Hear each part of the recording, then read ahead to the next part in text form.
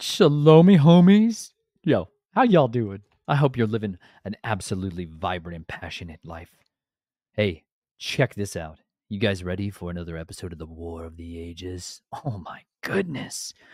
Tonight, you know what we're going to be talking about? The devices of the devil. You betcha. Oh my gosh. I had a just really intense morning. I'll just say it that way.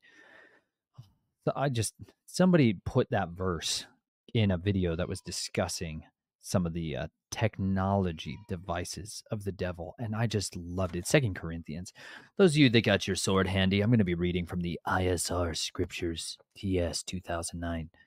That's it, you guys. The Institute for Scripture Research. You guys, I get a lot of people that are new that ask that question as I get going. So join with me for a second as we dive into Second Corinthians. I just couldn't get out of it today. I got totally caught up there. Like I got lost. I got lost there. Bam.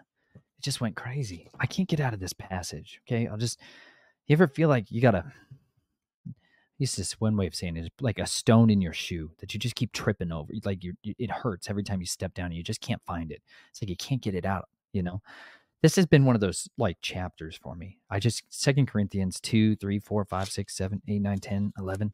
These are just, they keep going back to them over and over and over again. And I just keep like, I'm mining the field because I feel like there's so much more in here than what I'm actually like finding. You know, I'm like surface digging right now. You know, I'm like a passionate treasure hunter. And so when I'm like really enthralled in the moment, you've got to deal with lots of things on the surface, you know, like when you go to a mine, when you go to an area that's supposed to be like loaded with treasure, you know, you go to Crystal Mountain in Arkansas, this area called Mount Ida, that's like just gigantic crystals, just like just massive fields of crystals just everywhere. And they're crystal clear. They're beautiful crystals. It's just like red, orange soil, you know, that they come out of. And you like can go to a mine, and a lot of them are like you bring a bucket or whatever, and you pay, you know, $10 to get in there and you get to keep whatever you find, you know. Some of them are very like rocky. Others are just more of this clay material. But you're just scouring this area and you're trying to look for the most minute little flicker of light, a little facet of a jewel that's sticking out from inside there. And it's like that's what I feel like I've entered into with Second Corinthians in this section on spiritual mechanics of the battle of the immortals, you know, like how the immortals are battling against each other and how we are also in this battle as ambassadors of the Messiah. We become promoted in the ranks of the King of Kings.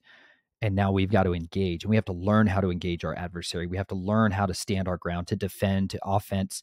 Like we need to learn how to be multifaceted fighters for the kingdom of Yahuwah. Like that's what we get commissioned to be as soldiers of the Most High. So when you enter into that covenant with him, we are literally volunteering to go to war, right? The United States Army, the United States military, it's a volunteer army right now, meaning the people that are in there volunteered to be there. It's not always the case during certain seasons, like draft is instituted and then there is not a volunteer army, right? It's conscription where they're forcing you to go in at like gunpoint, threat of gunpoint or imprisonment. That can happen too. But like we serve a volunteer force. We are like part of a volunteer army. And because of that, most of those who are candidates, most of those who like enlist, were not trained to be soldiers from the beginning. We weren't raised with this mentality. Some of us maybe, but the vast majority of us were not trained to have the mechanics of spiritual warfare on our mind and the physical warfare and how to decipher and understand and differentiate between what are the devices of the devil and what are the devices of the kingdom of Yahuwah. And it's a very messy system out there because we've been brought up without being able to actually know the truth. And that's so today I got caught up on that word devices. I got caught up on that word. And what happens, I'm going to bring you guys along because somebody pointed out in one of my comments or an email, thank you so much for doing that, that I can share with you guys. I read a lot out of this Ernest Klein's etymological dictionary of the Hebrew language for English speakers. This is a hard book to find. And there's times where I spent a year and I think 18 months trying to track this book down because you'll find copies of it for $400, $500, $600. It should be around $100. You know, that's generally the normal price of it when it's in print, but it was out of print for a good long while. And so it became extremely expensive and hard to find. But I wanted to share with you guys this Internet Archives has a copy of this, a digital copy of this, so you guys can study for yourself. And for some of you that are maybe a little more apt towards the digital form of investigatory work, this might be a really good tool for you. So tonight I'm going to I'll be able to show you guys kind of how I break apart a passage when I'm trying to mine it, because I want to find the best gemstones in this quarry that we're digging in here. And so when we read the scripture, we can read it at just like a surface level. You know, if you're just perusing through it at kind of like a normal reading cadence for you, that's like just, we call it surface picking when you go to a mine. You're just looking for something that's obviously there, you know.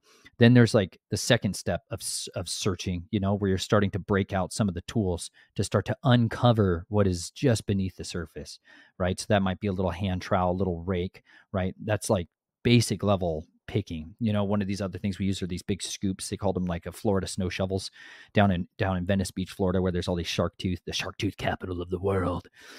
There's just millions and millions of fossilized shark teeth that vomit themselves out on the beach in the sand every single day.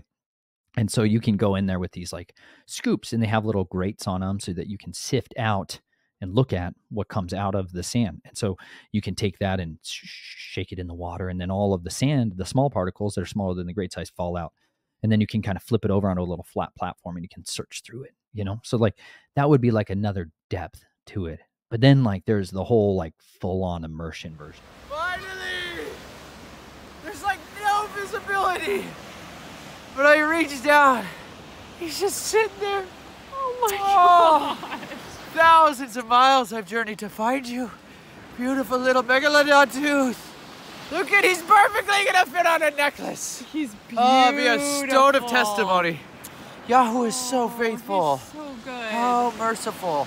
Oh, look at that beauty. It's gorgeous. There's no visibility. I literally cannot see more than 6 inches right now.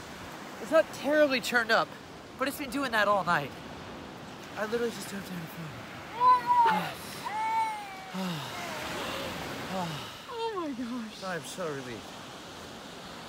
Well, we can go. Now we can no, go back for more. Mama, can you blow this up? Look, Nate, you want to hold it? Blow this up. Naomi, look at that giant shark's tooth. Tooth. That's like the biggest tooth ever. Wow. Finally. You That's want to see it, special. Juju? Mom, blow Special, this Juju, up. check it out. Wow. Mama, can you That's blow right. this up? Oh. Where you're like, I'm going to break out the rock hammer. I'm going to break out my sifting buckets. I'm going to break out my screens, and I'm going to start searching through at a deeper level. One of my other friends at the time, his name was James. He brought an impact hammer to like break open the rock to try to get to these crystal pockets that were in there. We totally got kicked out for that. But the guy's like, only hand tools. Get out of here. We were like, oh my gosh. I thought it was the greatest tool in the history of mankind, and I want a rock hammer like I can't even describe to you after that. I was like, what the heck? Milwaukee makes tools that just drive their way through rock. He's like, yeah. I'm like, dang it. Southerners know what's up when it comes to tools. It just blew my mind. I was like, how have I never had this tool in my life? Anyways, I got some great crystals out of it before the guy kicked us out, so it was totally worth it. But oh my gosh. Crystals! This is how it's gonna come down. Come dig crystals. Come to Arkansas. Come dig Can't crystals. say it enough. That's like another layer of it. And so when I want to get to those deeper levels, that's when I go to these, like, I can go to the Strongs. To me, the Strongs is like a basic sifting bucket. You know, like the Strongs is like one layer, couple layers deep. But the Strongs is not all of it, you guys. There's many others that are out there. And the Strongs is just what's most popular. And so because of that, that's what most people are going to get. But most people, like, if you go back and keep mining deeper and deeper, you're like, oh, there's beautiful blue pieces of lapis lazuli down there that you could only find if you kept going. That's what I'm saying. I find in like Ernest Cline's dictionary all the time. I'm like, oh my gosh. Because Hebrew is the original language. Gotta understand something. It's the language from the Garden of Eden. It's all languages ever came from that.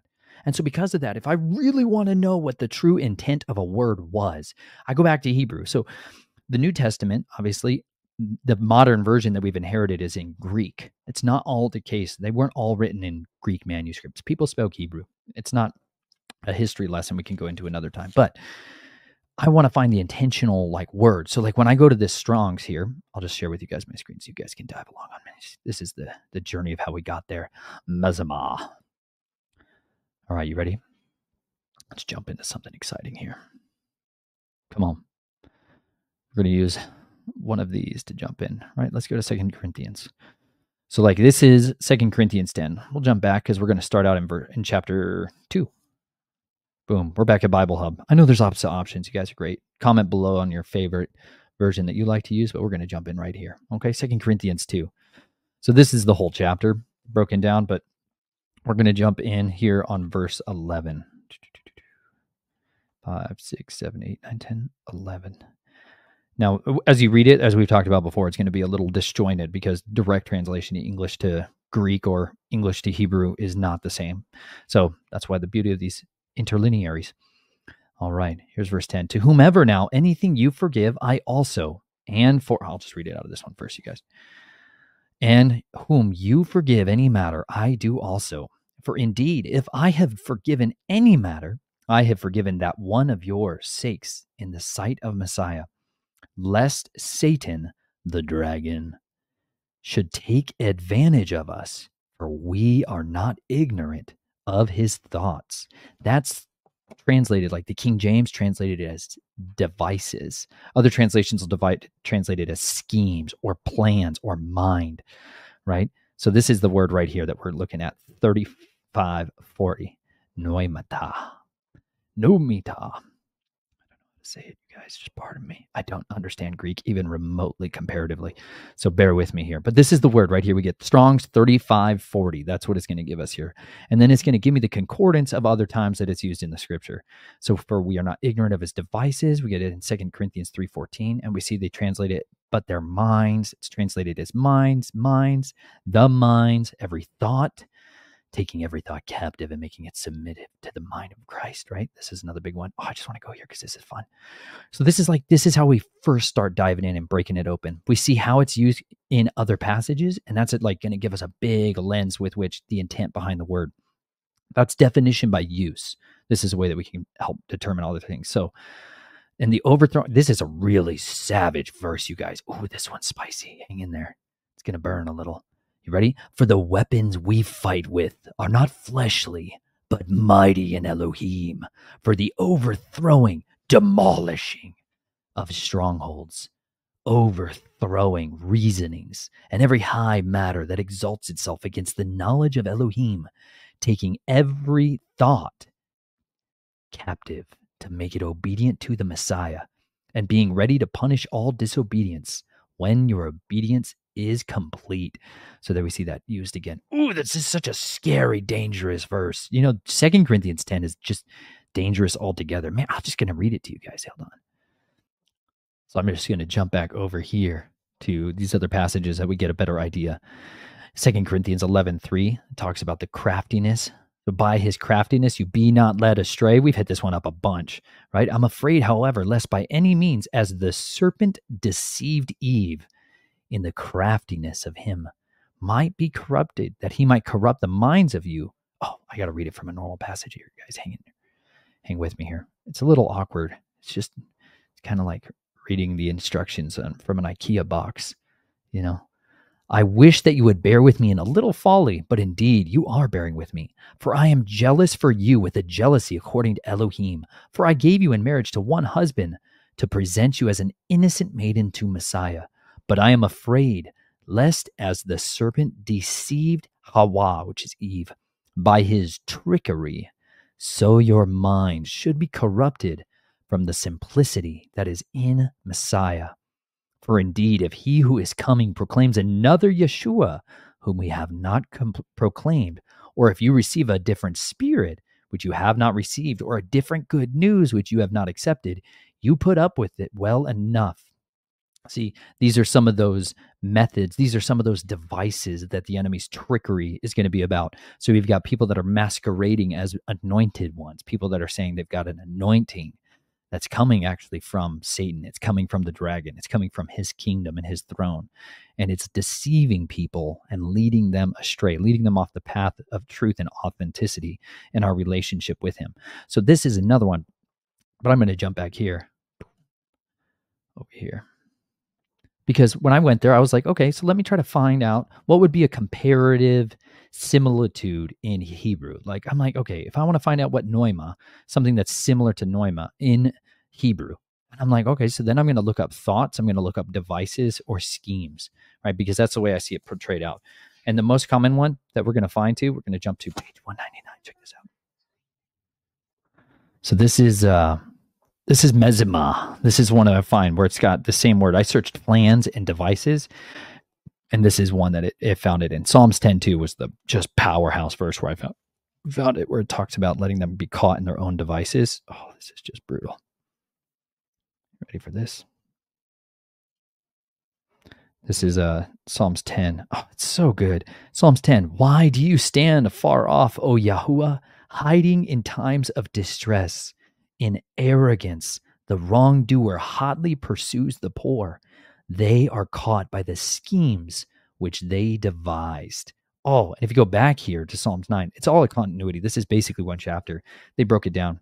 It goes through the alphabet from Aleph all the way to the Tav at the beginning portions of it. And this last section in here, the wrong return to the grave. The needy is not always ready for this. The wrong return to the grave. All the Gentiles that forget Elohim. For the needy is not always forgotten, neither the expectancy of the poor lost forever. Arise, O Yahuwah. Do not let man prevail. Let the Gentiles be judged before your face. Put them in fear, O Yahuwah. Let the Gentiles know that they are but men. Selah. So good. So when we go through like Psalms 10, this is where I found the word plots and devices. So now I'm at Mezima. This is the Hebrew here, and this is, you'll see right here, the translations generally used is devices of evil, purposes, evil devices, thoughts, plans, and intentions. But if I go over here, this is the Internet Archive's Comprehensive Etymological Dictionary of the Hebrew Language by Ernest Klein. Now, you can search through here whatever it is that you're trying to track down. And we talked about it before. You got to know how the Hebrew language alphabet is arranged in their language versus ours. But I'm going to jump ahead because I did some ahead of time work for you guys. Mezima, we're going to find on page 330. It would be sweet if this was matched, but it's not the same. Okay, so we go to page 330. Let's jump in. Bear with me, you guys. There we go. Page 330. Right here. So what's crazy is that, okay, on one side of it, you don't always have an exact word for word match because not every word that's used in the Bible is in this dictionary. However, as I was going through here, what I'm doing is I'm just looking for mem, right? Basically mem and Zion. That's this little guy, this little node right here. Okay, I'm looking for this word. This is the one this is our target word, page 330. And it says to purpose, the plan, device, or evil device. And I'm like, okay, that's pretty sweet. That's basically what everyone else says. And I'm like, okay, it kind of matches the Strong's. That's great. But then this word caught my eye right down here, amusement.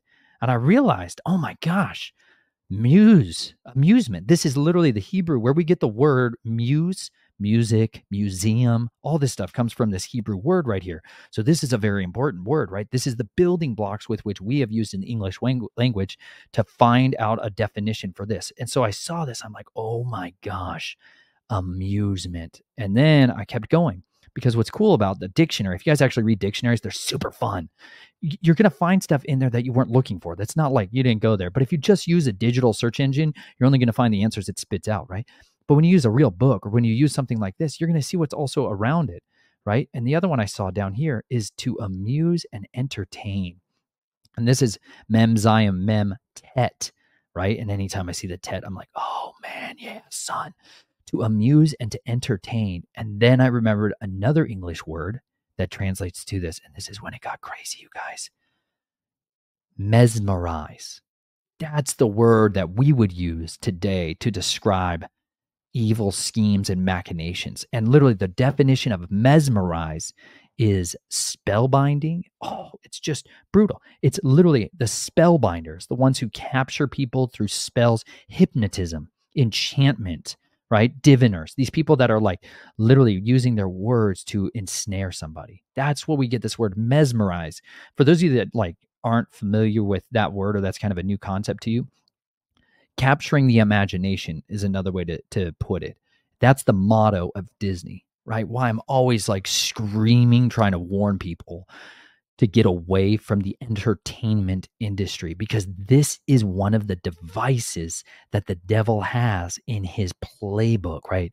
This would be one of his weapons in his arsenal, is the amusement, is the entertainment, is the hypnotic, mesmerizing effect that these devices, like the literal technology that we're interfacing with, has on us. The way that the television was designed on the screen, it has a flicker rate. It's not a continuous stream of images. It has a rate at which it actually flickers images to you. Oh, that's so sweet. Sorry, my girls got really excited and wanted to come in and show. Look at this. That's so sweet. Hi. Did mom just mend those? Mom just meant Nice. Chelsea's doing some tailoring for the girls and working on little outfits for them. That's so fun. Way to go, ladies. I'm so excited for you. Tell your mom good job. Give her a big hug. Love you. To cut more little holes I see. for the buttons because they were tangled up and you couldn't, it was too long.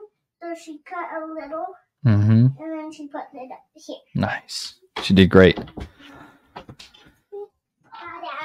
We'll see you. Close it quietly. Nice. Like, these are the literal tactics that the enemy has employed in his arsenal in order to wage this war with us. These tools, the technology, like the flicker rate, is exactly designed to help to put our minds into a hypnotic, passive state. Like when you're deeply praying, when you're praying really hard and chewing on the word, like when you're literally in that moment of kind of meditative, like calm, that's the same brainwave frequency. I think it's called alpha brainwaves. That brainwave frequency is what happens when you're exposed to the flicker rate from our technology, from the screens that you're looking at. It's designed from its foundation to put you into a passive state so that you will better accept the information that's coming in your way.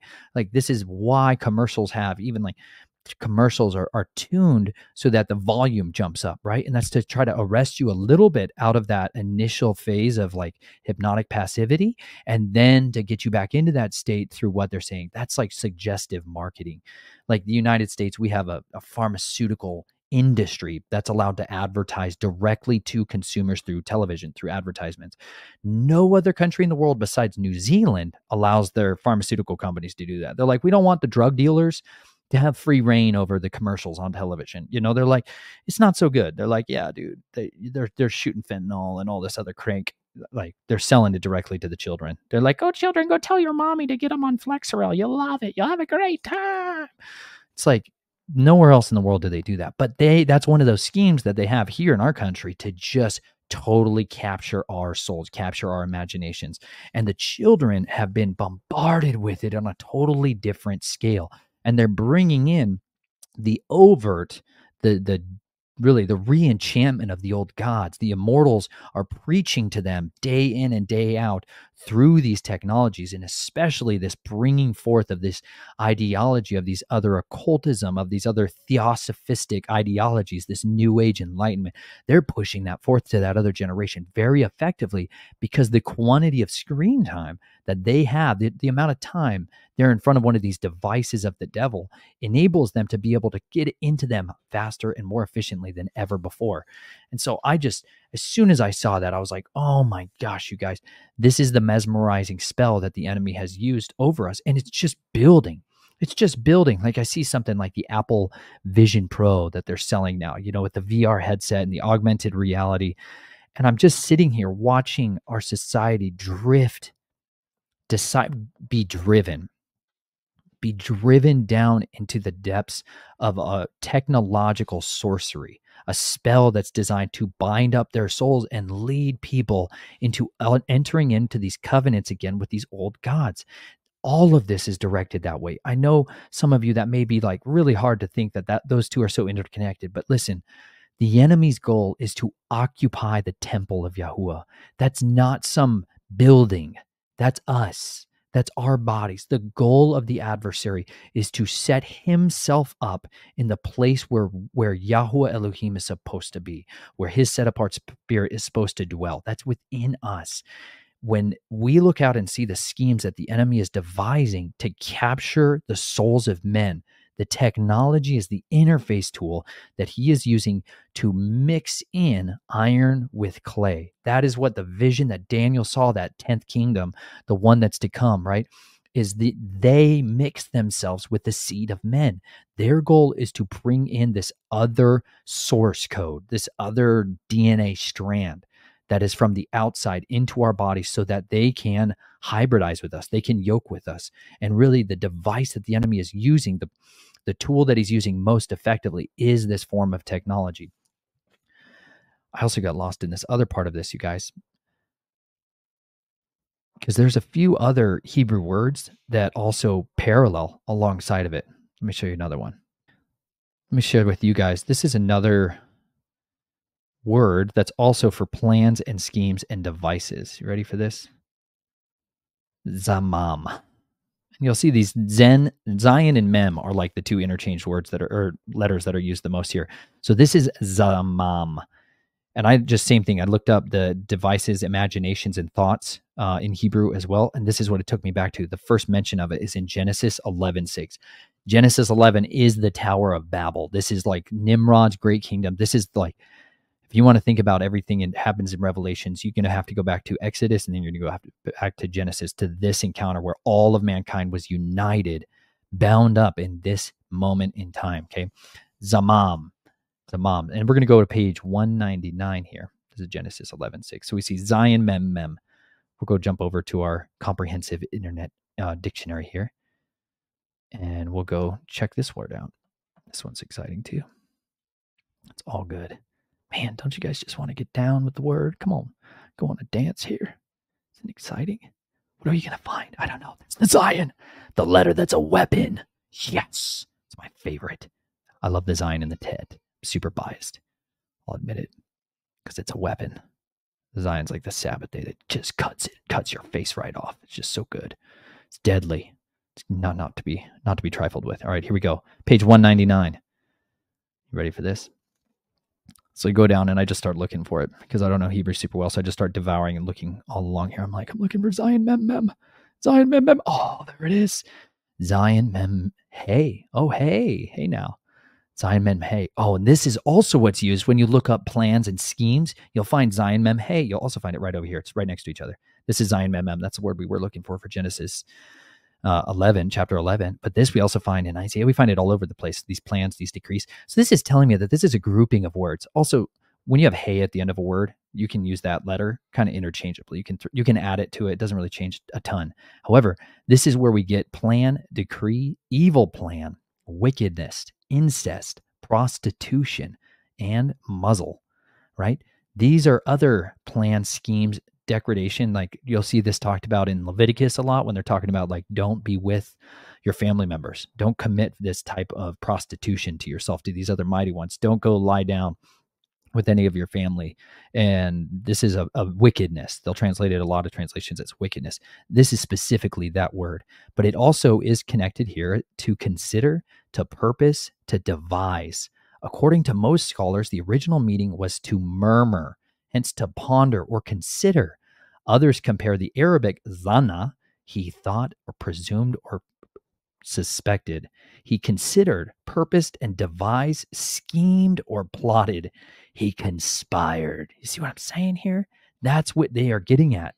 That is literally like the root of what happened here. And we go back to Zamam. Let's just go over to Genesis 11:6 together, shall we? Come on now. Come on over here with me. Genesis 11. You ready? And all the earth had one language and one speech. Now, why do they say it twice like that? Do you get what I'm saying? One language and one speech. You see what they're getting at here is they were completely united, not just in how they communicated with words, but in intention. Like their thoughts were bound together. They were fully committed. They were yoked together completely. And it came to be as they set out from the east that they found a plain in the land of Shinar, and they dwelt there. And they said to each other, "Come, let us bake bricks. Let us make bricks and bake them thoroughly." And they had brick for stone, and they had asphalt for mortar. And they said, "Come, let us build ourselves a city and a tower whose top is in the heavens, and make a name for ourselves, lest we be scattered over all the face of the earth." Then Yahuwah came down to see the city and the tower which the sons of men had built. And Yahuwah said, "Look, they are one people, and they have one language, and this is what they begin to do. And now they are not going to be withheld from doing whatever they plan to do." That's that word we talked about. "Come, let us go there and confuse their language, so that they do not understand one another's speech." And Yahuwah scattered them from over there, over the face of all the earth, and they left off building the city. That is why the name was called Babel, because there Yahuwah confused the language of all the earth, and from there Yahuwah scattered them over the face of all the earth. I always come back to this, because this is, as we've talked about, in the War of the Ages, this is the place where the division of the number of the nations was given. The nations were divided according to the number of the sons of Elohim, like it says in Deuteronomy 32:8. That division took place in this moment. Those nations got languages over them in accordance like with the principalities that were placed over them. This was the division of languages that took place in here. And this was the scattering of the mystery religions, the knowledge that Nimrod and Semiramis had accumulated and then consolidated under these other gods, these immortals, to try to rule and reign in one unity. And when they brought themselves together, they devised a scheme, right? This was the technology that they used was to literally seek to break into heaven. They wanted to crack their way into heaven and go and establish themselves make war with Yahuwah. They wanted to make war directly in the heavenlies. Some of them wanted to devise strategies for placing their gods on the throne of where Yahuwah was. Others wanted to make war directly with Elohim, and others literally just wanted to like tear down and destroy. Like it was this multifaceted strategy that they had to get into there. Those technology that they used to do that came from the Enochian magic. It came from the regathering of the Watchers' tools and schemes and doctrines from before the flood.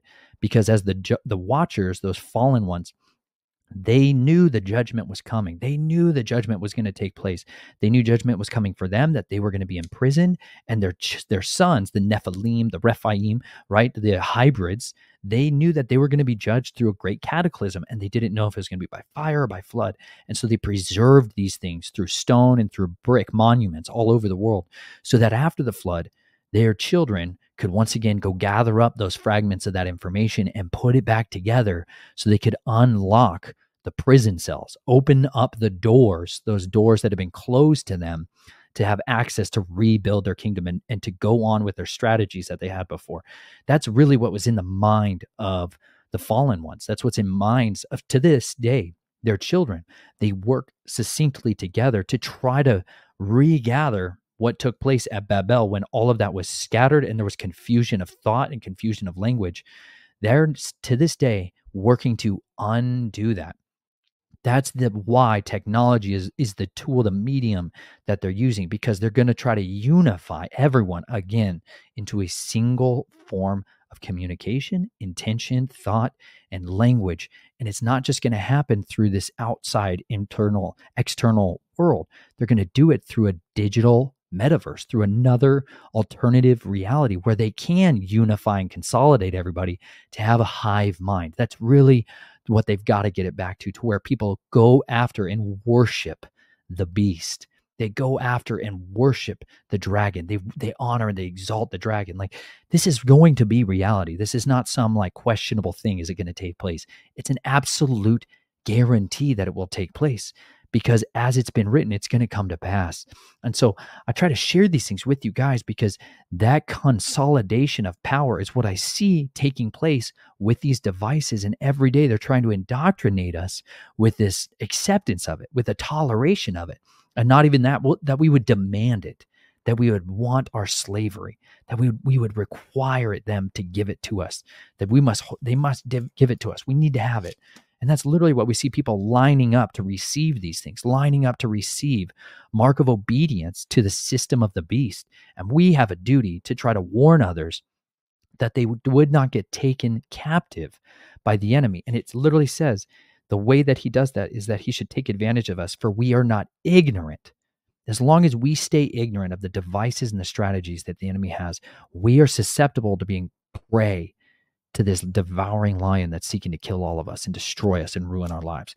As long as we stay submitted to that kingdom, we are vulnerable. We're highly vulnerable to it. But I found some good encouragement as I was reading along in here, because we go to chapter 6, it gets spicy again. You get all kinds of extra weapons in your arsenal. You know what I'm saying here? So let's just jump over to this real quick. Chapter 6. And working together, we also call upon you not to receive the favor of Elohim in vain. I got to back up, because just a couple verses before this is just one of the most powerhouse verses you could ever memorize. Instead of seeking to be mesmerized, we got to be seeking to memorize. I'm telling you, it requires discipline, diligence, and its fruitfulness. That is, and all matters are from Elohim, who has restored us to favor with himself. Oh, I got to go back a little more. I'm going to jump in just a little bit before chapter 6. We're going to go over to chapter 5. For the love of Messiah compels us, having judged this, that if one died for all, then all died. And he died for all, that those who live should no longer live for themselves, but for him who died for them and was raised. So from now onwards, we know no one according to the flesh. And if we have known Messiah according to the flesh, yet now we no longer know him thus. Therefore, if anyone is in Messiah, he is a renewed creature. The old matters have passed away. See, all matters have become renewed. And all matters are from Elohim, who has restored us to favor with himself through Yeshua Messiah, and has given us the service of restoration to favor. That is, that Elohim was in Messiah, restoring the world to favor unto himself, not reckoning their trespasses to them, and has committed to us the word of restoration to favor. See, even from that very moment of scattering of the nations, even from that moment of confusion and judgment, Yahweh had already set into motion the plans for restoration. Because you know what? His intention is to see people brought together in unity. It's to see people that are bound up in the fruits of love, and not out of the fruits of fear and hatred and maliciousness and greediness. He wants his people to be brought back to worship only on one mountain, him, to gather his people unto himself. Like this is always was his intention. But the problem is we have so much idolatry that's rooted in the hearts of us that we literally want the quick, fast, easy outlet way of escaping the arduous, hard work, the toil. We look for ways to escape the toil. Like they got us with so many of the hooks in our flesh with technology by seeking ways to make our life more comfortable. But the more we seek comfort, the faster we age. Like Yahuwah designed us the other way around. But there's this world that's offering us the cure through comfort, through compromise. And you know what? Yahuwah is offering us sweat and toil. He's like, how about an arduous life? How about a challenging, difficult, but wonderful life instead? And you know what? It's a lot easier to take the broad way. It really is. The one that's been clear cut in a multi-lane, 6-lane, multi-stacked highway system. Like, let's just take that one. But you know what? That leads to destruction. There is a narrow path that leads to life, and few are they that are going to find it. And you know what? As the days of evil increase, the tactics and the schemes of the devices of the enemy are only going to get better. They're only going to get more refined. They're only going to get better funded. And so because of that, we have to be understanding more and more, how does Yahuwah seek to unite us? How does he seek to use us to advance his kingdom? Like, do you understand your identity as a soldier in his kingdom? Do you understand your responsibilities of being a part of his kingdom? Are you leveraging the mind, your time, your resources that he's entrusted you, the talents, the gifts that he's given you to advance his kingdom on this earth? Because at the end of the day, you are going to have to give an account, every one of us, of everything we've been entrusted in. What have we done with it? What have we done with it? Look at our adversaries' commitment to the cause and their willingness to use and leverage what they have, their minds, to build this kingdom, to grow it, to foster it, to foment it, to bring it to life. Are we using what we have to seek to his kingdom first and his righteousness first? Because as we do that, he will add unto us the tools and the resources we need to get more effective for the kingdom. Listen to this next verse. Therefore, we are envoys, diplomats or ambassadors on behalf of Messiah, as though Elohim were pleading through us. We beg on behalf of Messiah, be restored to favor with Elohim, for he made him who knew no sin to be sin for us, so that in him we might become the righteousness of Elohim. These are verses to never lose sight of. This is the words of restoration. These are the words of truth. And you know what? These are weapons of righteousness. These are literally, he's telling us, as we read down in here, he's going to talk about the weapons of righteousness. He's trying to give us ammunition for our gun belt. He's trying to give you weapons to fight in this war of the ages. Your identity as an ambassador to him, as a diplomat, gives you legal rights when you are in battle with the enemy. Okay. Universally, across the world, diplomats enjoy sovereignty of the nation that they represent, even when they're outside the territory of that nation. They are like a walking sovereign territory of that country. They have something like in the United States that's called a diplomatic passport. Okay. They can present this, and it literally is a means with which they can get out of punitive responsibilities for things that take place in a country that's not their own.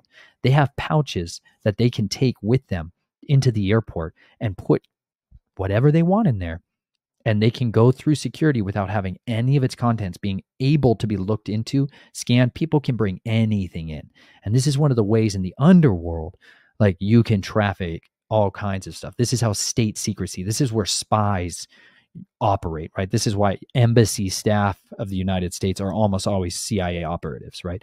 This is like the Catholic intelligence agency's number one go-to move is like, everybody that's staff at the embassy is just one of our spies. They're just another Jesuit that's just operating behind the kingdom of darkness. You know, that they use diplomatic pouches to bring back and forth technology, devices, information, and all kinds of data on their adversaries. This is how they have a boldness, why they have such tenacity to act the way that they do, because they are walking around immune. They're walking around with an immunity card that gets them an out of jail free card. They have an understanding of their identity. And you know what? This same legal protection had been ascribed to ambassadors and diplomats forever. And so like he's hoping that we would have a basic understanding of that concept so that we would understand we can walk in that same type of authority now. And if we put on that same mind that the Messiah had, that's why he was so bold.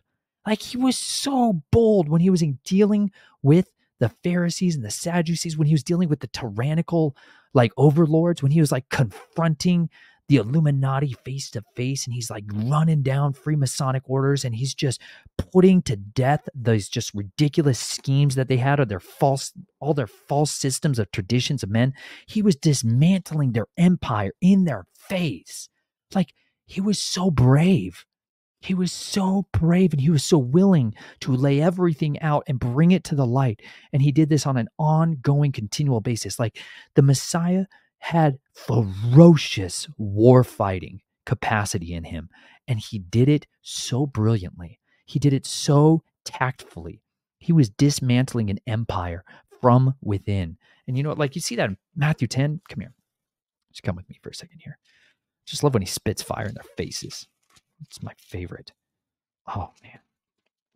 Go to Matthew 23, shall we? Let's just go to a showdown moment, because this was like the culmination of his ministry. And anytime we want to just pick up the weapons of our warfare and understand the weapons of righteousness, gosh, I just fixed one of my weapons of warfare. Let me just show you this.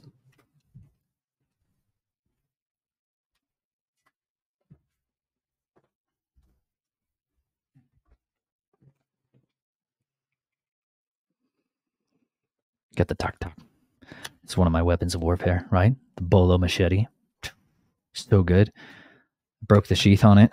And it's been bothering me like crazy because I couldn't carry it. I couldn't even use it. Weapons require maintenance. You know what I mean? So I had to take it apart and work on this whole back area. I had to cut the brass plate off here so that I could get inside there to put a new pin in, because it was literally, I couldn't even carry it on my belt. I was feeling really lame and bummed out and disarmed by it. But since I fixed that, man, carrying this thing around and using it every day, chopping wood and trees and clearing brush, got to be trained and proficient with our weapons of our warfare, because then we're confident we can stand in the day of battle. But until I get proficient with this thing, I can't trust my life to it, you know? And like, we don't see, I feel like we lack a real perception of our Messiah as actually fighting. Like, we don't see him fighting. We don't think of him as the warrior. We don't think about him as a gunfighter. You know what I mean? Like showdown at the OK Corral. I grew up in Arizona. There's gunslingers and Wild Wild West and all these like ideas, Louis L'Amour books. You know, like I never got Yeshua portrayed to me as like an actual ferocious combat fighter.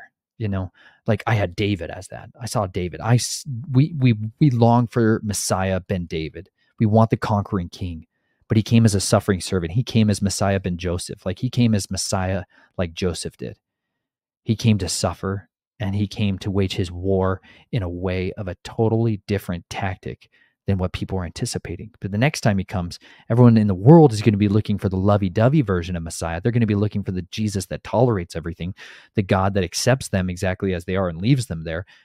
That's the Messiah that most people are going to be looking for. That's one of those spirits of the Antichrist, right?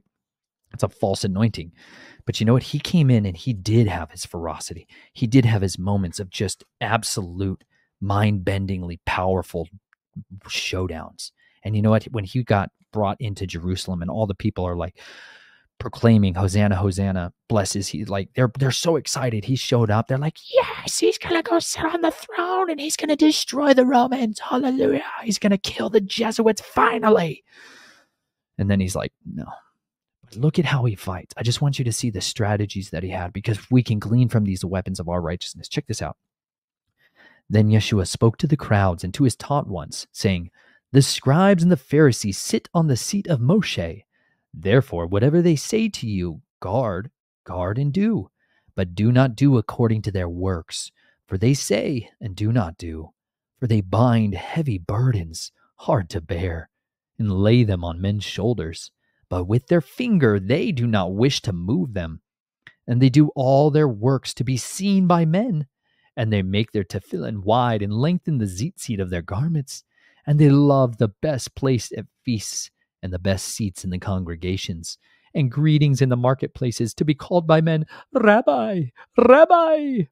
But you do not be called Rabbi, for one is your teacher, the Messiah, and you are all brothers. And do not call anyone on earth your father, for one is your Father, he who is in the heavens. See this? This is why I have so much problem with the great whore that sits in Vatican City. You just see them making people drink from the abominations of the nations. Oh, neither be called leaders, for one is your leader, the Messiah. But the greatest among you shall be your servant. And whoever exalts himself shall be humbled, and whoever humbles himself shall be exalted. But woe to you, scribes and Pharisees, hypocrites, because you shut up the rain of the heavens before men.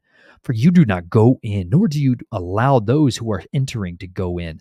Woe to you, scribes and Pharisees, hypocrites, because you eat up widows' houses, and for a show make long prayers. Because of this you shall receive greater judgment. Woe to you, scribes and Pharisees, hypocrites, because you go about the land and the sea to win one convert, and when he's won, you make him a son of Gehenna twofold more than yourselves. Woe to you, blind guides, who say, whoever swears by the dwelling place, it does not matter.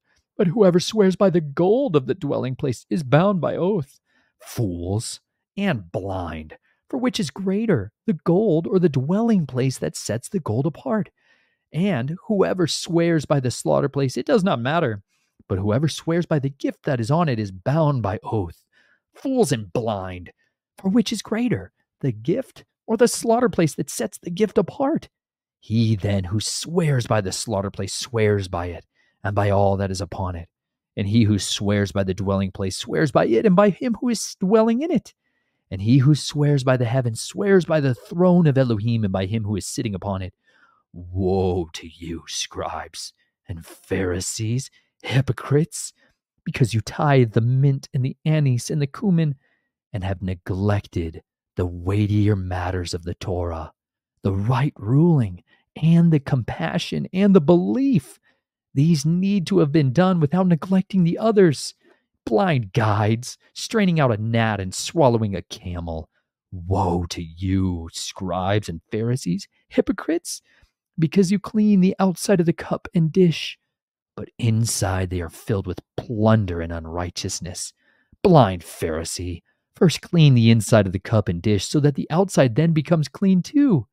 Woe to you, scribes and Pharisees, you hypocrites, because you are like whitewashed tombs, which outwardly indeed look well, but inside are filled with dead men's bones and uncleanness. So you too, outwardly indeed, you appear righteous to men, but inside you are filled with hypocrisy and lawlessness.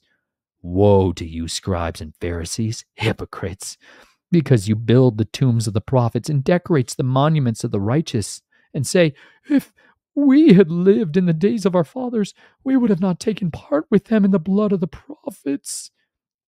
Thus you bear witness against yourselves that you are the sons of those who did murder the prophets, and you fill up the measure of your fathers. Serpents, brood of adders, how will you escape the judgment of Gehenna? Because of this, see, I send you prophets and wise men and scholars of Scripture. Some of them you shall kill and impale, and some of them you shall flog in your congregations and persecute from city to city, so that on you should come all the righteous blood shed on the earth, from the blood of righteous Havel to the blood of Zechariah, son of Berechiah, whom you murdered between the dwelling place and the slaughter place. Truly I say to you, all this shall come upon this generation. Yerushalayim, Yerushalayim, killing the prophets and stoning those who are sent to her.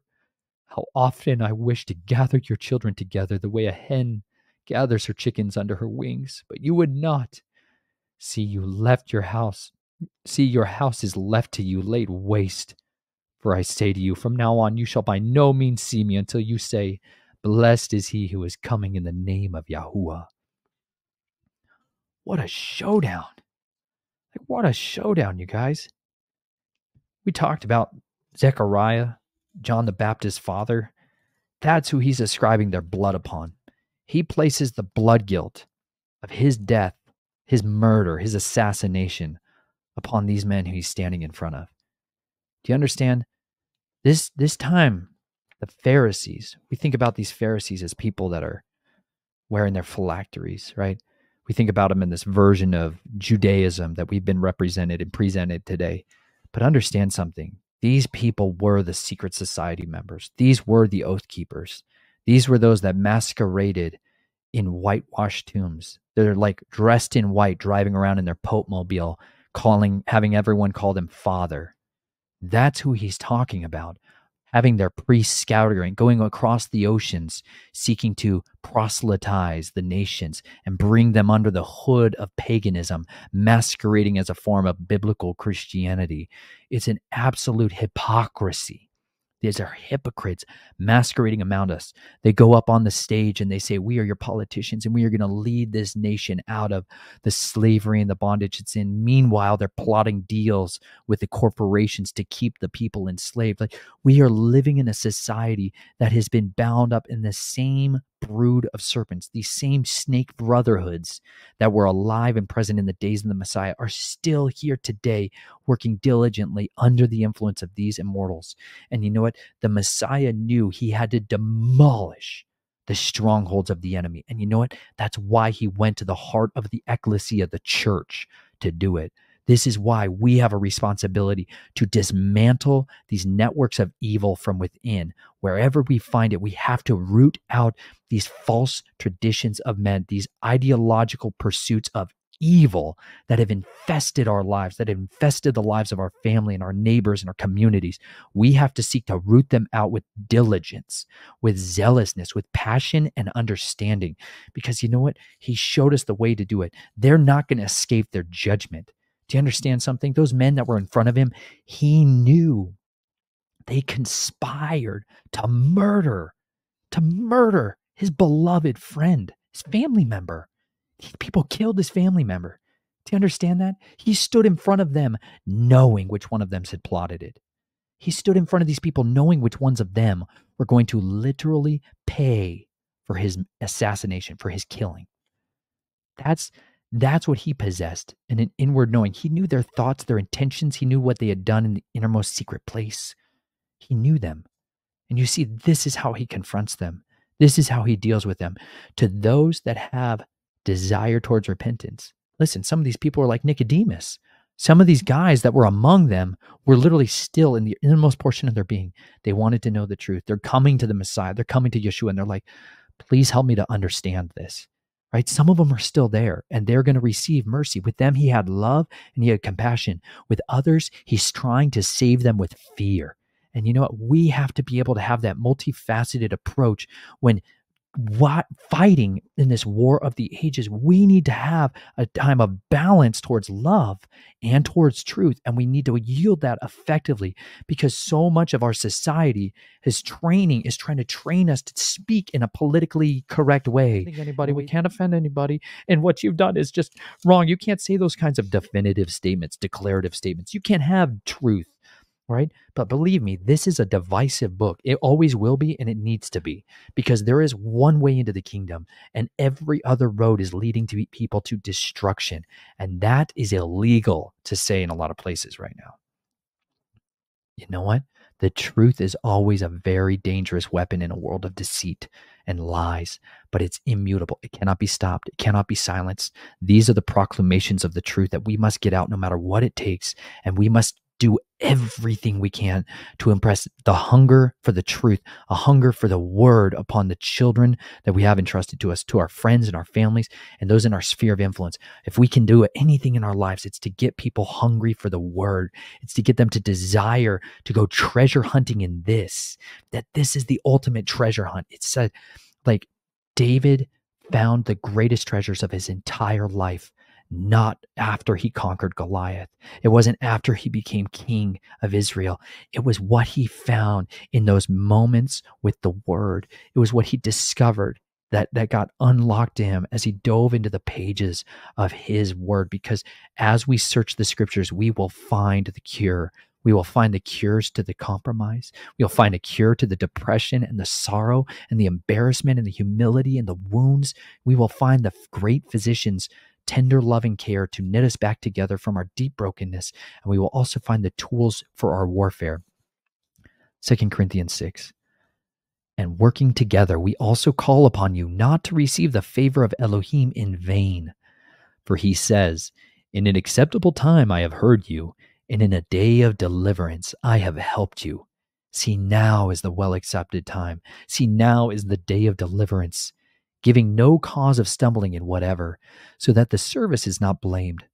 Rather, we commend ourselves as servants of Elohim in every way, in much endurance, in pressures, in hardships, in distresses, in stripes, in imprisonments, in disturbances, in toils, in watchings, in fasting, in clearnesses, in knowledge, in patience, in kindness, in the set-apart spirit, in love unfeigned, in the word of truth, in the power of Elohim, through the weapons of righteousness on the right and on the left, through esteem and disrespect, through evil report and good report, regarded as deceivers and yet true, as unknown and yet well known, as dying and see we live, as disciplined and yet not killed, as sad yet always rejoicing, as poor yet enriching many, as having none, and yet possessing all.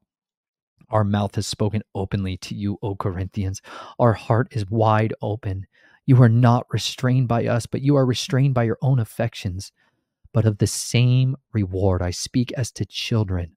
Open wide your hearts too. Do not become unevenly yoked with unbelievers. For what partnership has righteousness and lawlessness?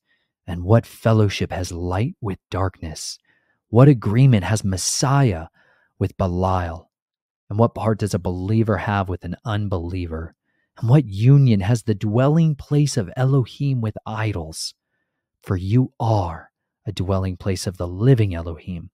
As Elohim has said, I shall dwell in them and walk among them, and I shall be their Elohim, and they shall be my people. Therefore come out from among them and be separate, says Yahuwah.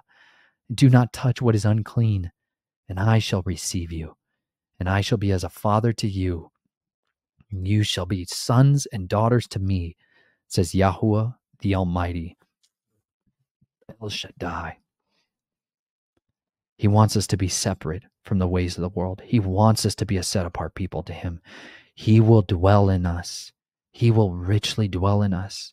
But you know what? If we continue to allow those influences of the enemy, if we continue to set up their idols in our heart, as we continue to go into those kingdoms of compromise, we are setting up these other mighty ones in our hearts. And you know what? We will be bound by them to do their will and their desire. But if instead we follow this narrow path and we cast off all of these vain imaginations, these schemes and the devices of the devil, we will get set free and empowered by him to do mighty deeds, to set captives free. And you know what? To turn this world inside out. Leviticus 26 is where we get that quote when he says, I shall dwell in them and walk among them, and I shall be their Elohim, and they shall be my people. This is what he is talking about. To somebody that was standing in front of him, Leviticus 26 would have popped into their mind. Leviticus would have popped into their mind. Vayikra. Let me read this to you. Do not make idols for yourselves, and do not set up carved image or a pillar for yourselves, and do not place a stone image in your land to bow down to it.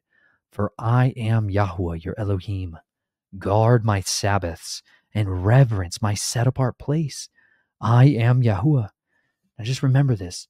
Revere his set-apart place. He has set his set-apart place in your body today. Your body is that place, is that temple that he wants you to keep clean. Guard what you put in it. Guard what you let into your eye gates and your ear gates. Guard what you let come into your mouth.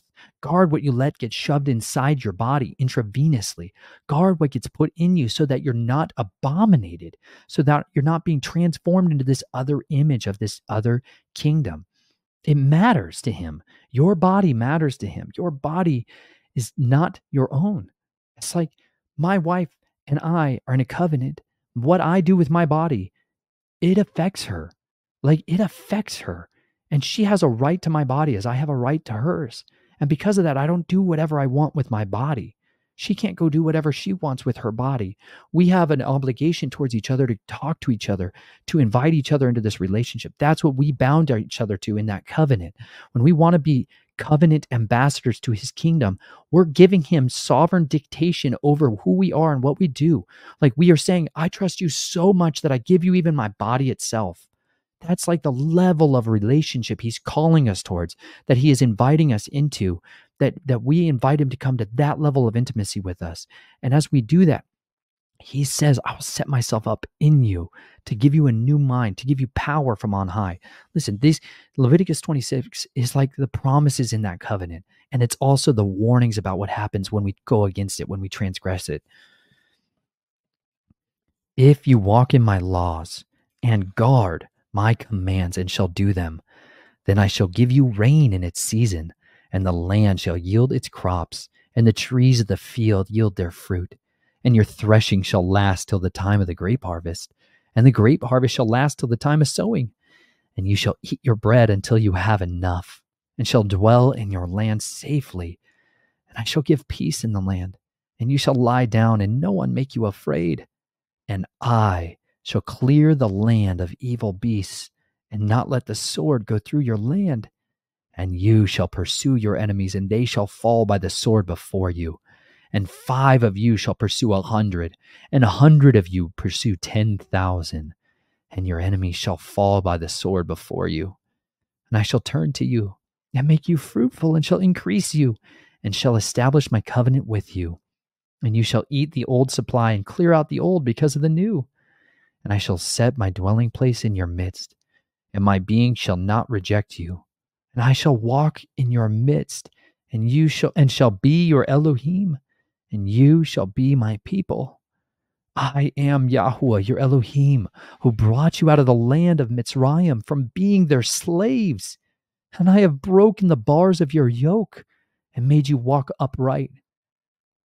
But if you do not obey me and do not do all these commands, and if you reject my laws, or if you being loathes my right rulings, so that you do not do all my commands, but break my covenant, I also do this to you. I shall appoint sudden alarm over you, wasting disease and inflammation, destroying the eyes and consuming the life. You shall sow your seed in vain, for your enemies shall eat it. This is why I'm going into the series to go into what are those devices of the enemy? What are those wasting diseases? Where did all these things come from? Like, why is it that I can go back in time just 150 years, 180 years, and I can see the fruitfulness of blessing so much more powerfully here. And then I can see this turning, this unleashing of destruction and pain. Like, I see that the people of my land where I dwell began to enter into covenants with these mighty ones again. They began to put these rulers over them who were corrupt, who were absolutely opposed to the kingdom of righteousness, who were juxtaposed to the word of truth. And instead, they were the very bondservants of the gods of old. They were bound to Azazel. They were bound to Gadriel and Shemyaza. They have wholly given themselves over to these other gods, and they are servants for them, ambassadors for them. They are their diplomats, and they came out to make treaties with the people, and they smiled at them while they eradicated them from within. And you know what? This is the fruit of compromise. When we go out of keeping his ways and walking in his statutes, we are given over to them. And you know what? I see the fruit of that. And that's why I sit here. I groan, you guys. Like, I wrestle with this and I cry out to Yahuwah, like, how do we fight back? Like, how do we stop them? You know, and so much of my early years was physically trying to fight back. I just wanted to fight. I wanted to see the innocent protected. And instead I saw them perverted, and I saw the poor get eaten up. People that were poor in knowledge and ignorant were devoured. And I still look out here today and I watch it take place every day. I walk into a store, and what I see when I walk through the aisles is tens of thousands of devices of the devil to destroy people. Like, I can walk into a grocery store and that's what I see. Like, I have taken the time to study diligently what these actual ingredients are.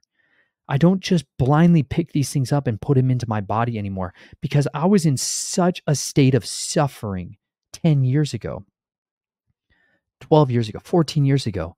I was chronically riddled with so much severe chronic pain and inflammation, and I had so many kidney stones that I was producing. I was incapacitated constantly. I was crawling around on my hands and knees. I had this TENS unit, this like electrical harness on my back to try to electrocute portions of my muscles to try to get some of the pain away. I was turning to everything. I was on so many pharmaceuticals and pain medications.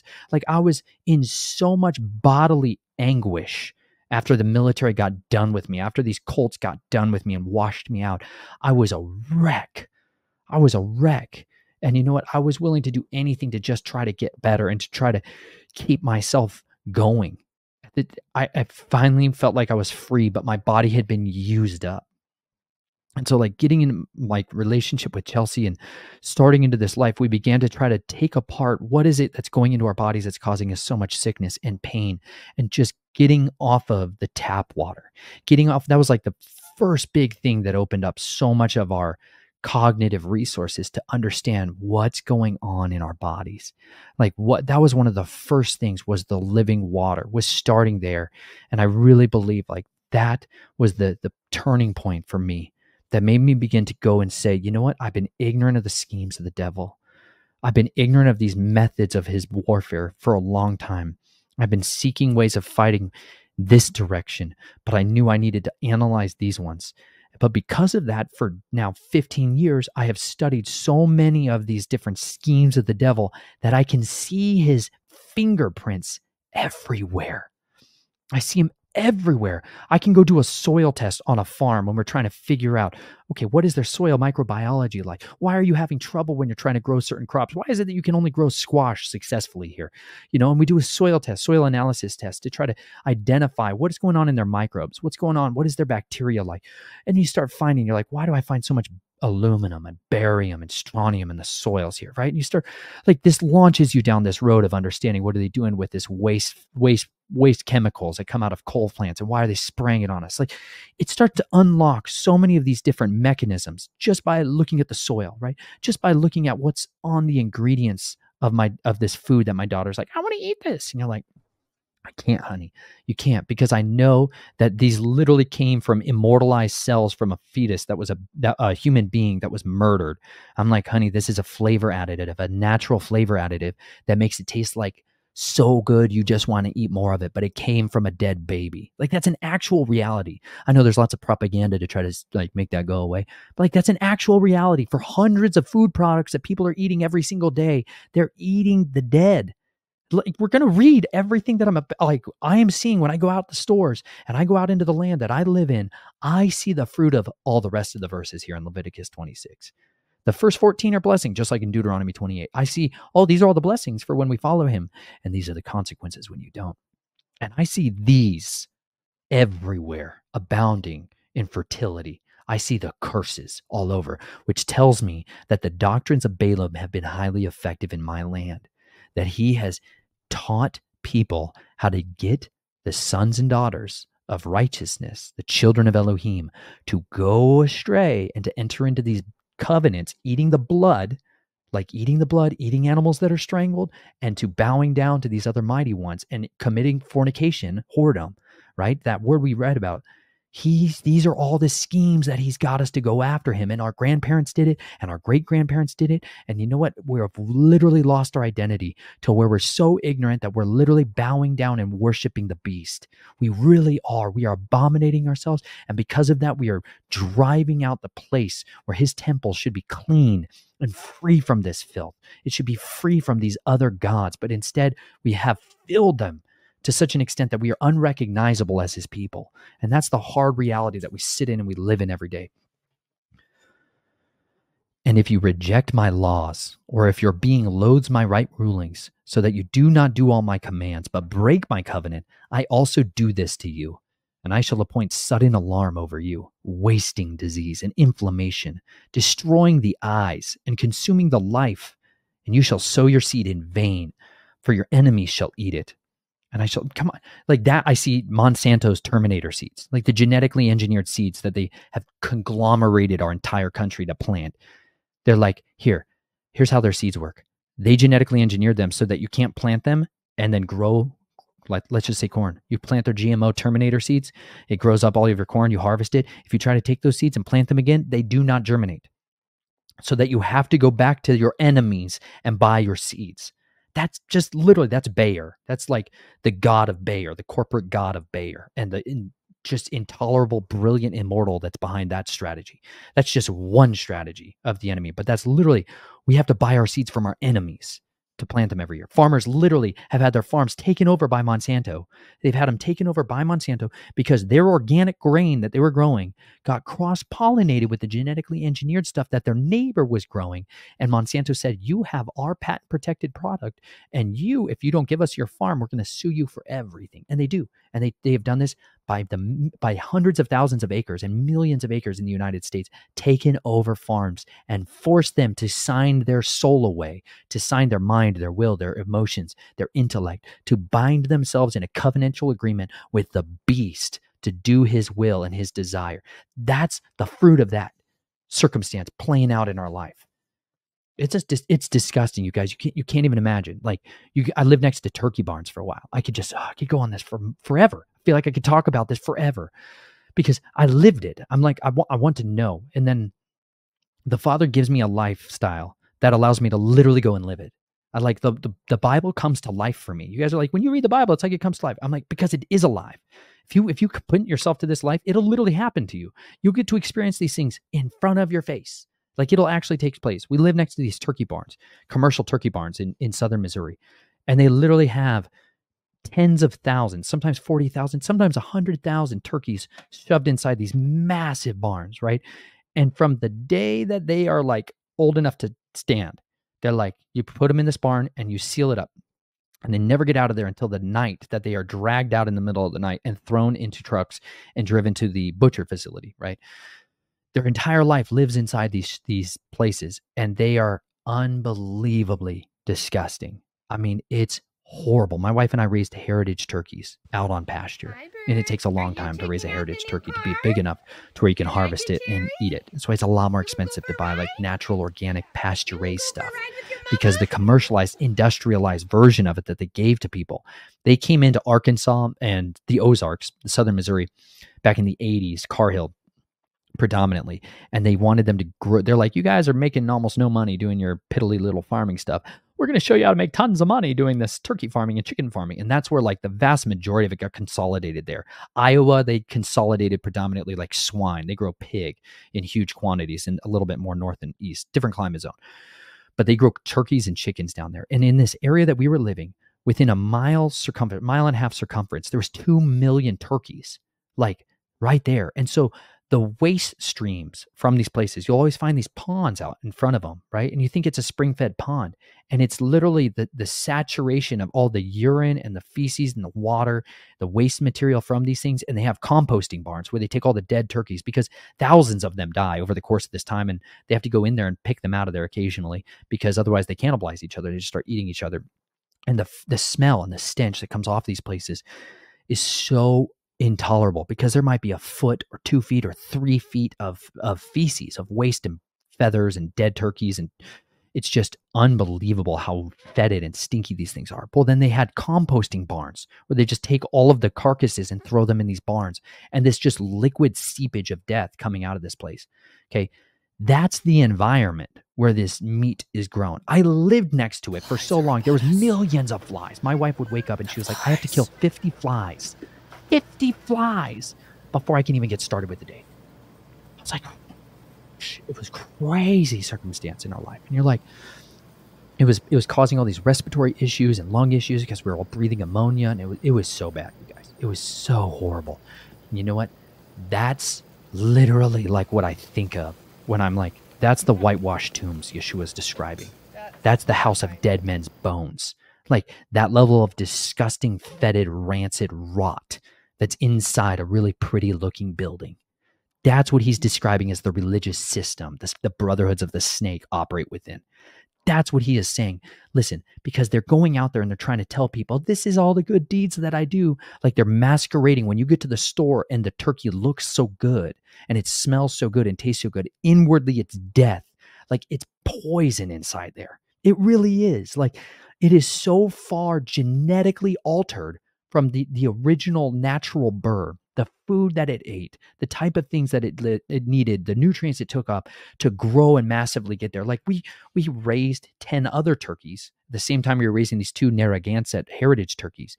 And these genetic freak shows were growing legs in backwards directions. Their hips grew outward like this. They were so 3 out of 10 survived the first couple weeks because there were so many genetic freak shows. One of them's chest just grew a massive abscess because their breasts are designed to grow so fast that it outpaces their ability for their legs to stand upright. You know, like, oh, it's just so bad, you guys. And I say this because I'm like, I had to live that out to where when I go to the store, I don't care how stinking hungry I am. And there's a lot of food deserts out there where you cannot find an organic or a pasture raised chicken or turkey. Like that's the only option you have. And I'm like, it's better to fast. It really is. It's better to abstain from eating that when that's the only option, because you're eating stuff that died violent deaths. This stuff is strangled. This stuff is tortured. Its whole life is tortured. And that is getting shunted into its body. Like the amount of blood that is in the meat because of how these things are butchered, how they're processed. Like there's blood in the meat and it damages us. It damages our internal temples. It's not even going into any of the other like injections that they're given over the course of their lifetime, whether it's antibiotics or steroids and hormones, growth hormones. Like you do the same thing for the dairy milk industry. I can do the same thing for the farmed fish industry. And I go through some of the most toxic thing you can have is farmed salmon. And because the genetically engineered like canola stuff that's being shoved inside of the feed or the dyed colors. Like I go to the store and I'm like, hey, Naomi, let's look at the difference between farm raised salmon and wild caught salmon, right? This is my homeschool with Nature Nate. This is my dad lessons I try to give my daughters because I'm like, you guys got to know what's food and what's not food. Both of these appear to be fish. One of them is not like the other. They have to add chemical dyes, flavoring dyes into the feed of the farmed salmon to make it look a little bit orange, right? Whereas the natural caught one, look at the color of it. And she's like, wow.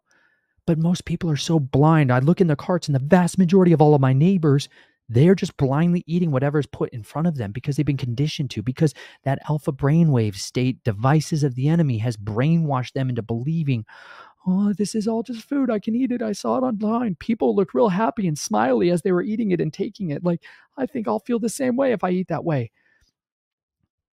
It's a deception. It's the scheme that's designed to lead people to their death.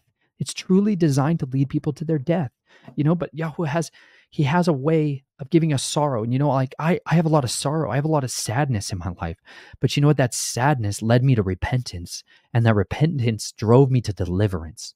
And you know what? Now I have found satisfaction in knowing the truth and going through the phase of grieving, going through the sorrow, and then getting to a place of deliverance because Yahweh showed me a better way. He showed me that he has preserved food. He's preserved the goodness of the riches of the fatness of the earth. It's still here for us, but it requires that toil. It requires that time, that labor, that discipline, that dedication to it that so many of us have avoided. But you know what? If you can instead, leverage your resources to support somebody that's trying to raise food that way. Like, that's how we can fight. We can fight by devoting our resources to the person that took time to raise a heritage turkey, that took time to raise heirloom vegetables, that took time to do these things. People that are starting to devote their lives towards that, they struggle because very few people are willing to pay an appropriate compensation towards somebody that's laboring out there to contend with big agriculture. And you're like, I can't get my chicken for $2.76 a pound organically. No, because it costs them $8 a pound to just get the chicken to you organically and pasture raised, right? There's a cost. It's way more costly of a thing. But that's the actual real life cost of what it took to get to that product. Oh, thanks for bearing with me. I had to rant about that. This chapter made me cry really hard today. I had a good conversation with a brother that helped to revitalize my soul. Thank you, Daniel. Stay in the fight, brother. Keep instilling that hunger for the word. Oh. I shall set my face against you, and you shall be smitten before your enemies, and those who hate you shall rule over you, and you shall flee when no one pursues you. And after this, if you do not obey me, then I shall punish you 7 times more for your sins, and I shall break the pride of your power, and make your heavens like iron, and your earth like bronze.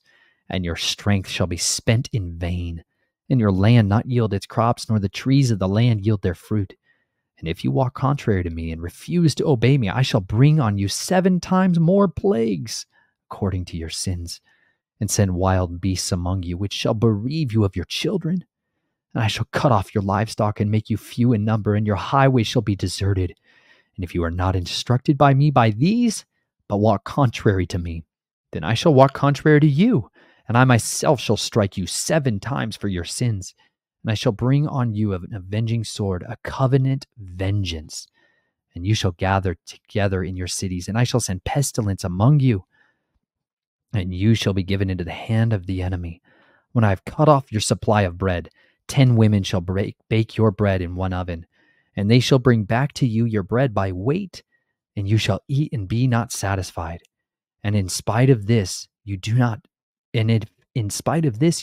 obey me, but walk contrary to me, then I shall walk contrary to you in wrath, and I myself shall punish you 7 times for your sins, and you shall eat the flesh of your sons, and eat the flesh of your daughters, And I shall destroy your high places and cut down your sun pillars and put your carcasses on the carcasses of your idols. And my being shall loathe you. And I shall turn your cities into ruins and shall lay your set apart places waste and not smell your sweet fragrances. And I shall lay the land waste. Your enemies who dwell in it shall be astonished at it. And I shall scatter you among the nations and draw out a sword after you. And your land shall be desert, and your land shall be desert, and your cities ruins. And the land enjoys its Sabbaths as long as it lies waste, and you are in your enemies' lands. Then the land would rest and enjoy its Sabbaths. As long as it lies waste, it rests for the time it did not rest on your Sabbaths when you dwelt on it. And as for those of you who are left, I shall send faintness into their hearts in the land of their enemies, and the sound of a shaken leaf shall cause them to flee. And they shall flee as though retreating from a sword, and they shall fall when no one pursues. And they shall stumble over one another as from before a sword when no one pursues. And you shall be unable to stand before your enemies. Yeah, when I saw the land enjoying its Sabbaths moment, we were working on this farm down in southern Florida, and they were like literally on their 7th year at the time. They were not observing the Sabbath. You know what I mean? They didn't let the land rest. And we watched that year, this diseases and pests come in, especially on a few crops in particular, on the tomatoes and on the peppers. And they were decimating it, absolutely decimating it.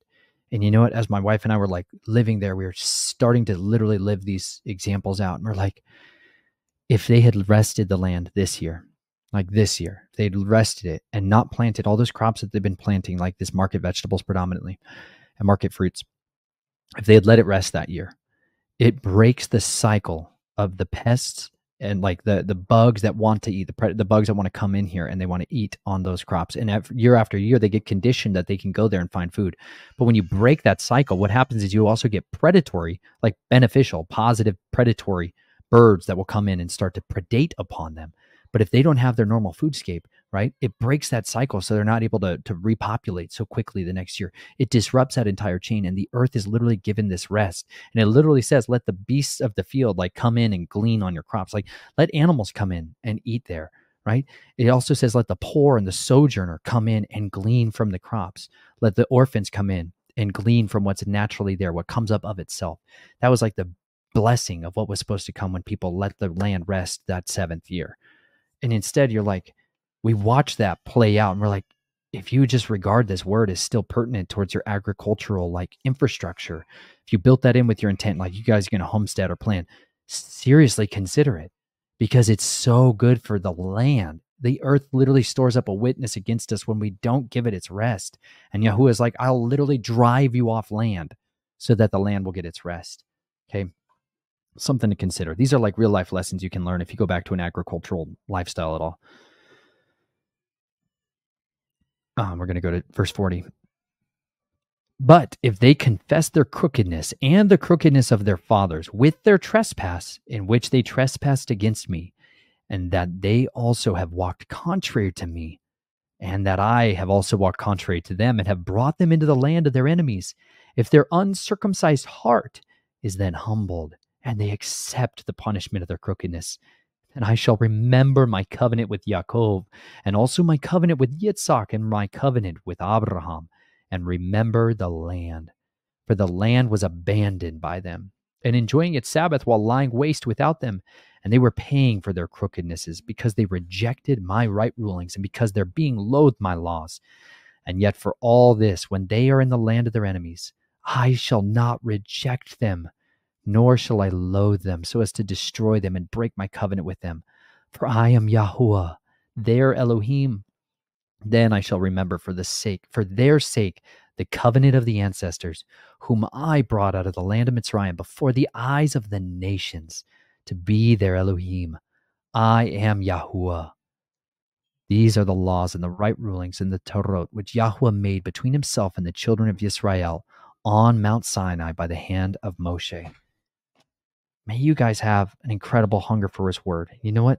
Let us not grow weary of doing what is good, but let us seek him in the land where we are oppressed by our enemies, by those who hate us or who rule over us. But you know what? As we regard his word, as we come back to a hunger and thirst for his righteousness, you know what? We will get to see him incline towards us, that he will give us favor again, that he will deliver us from our enemies, that he will rightly judge them and drive them away from our midst and place right rulers over us in its stead. I love you guys. Thank you so much for coming along with me today.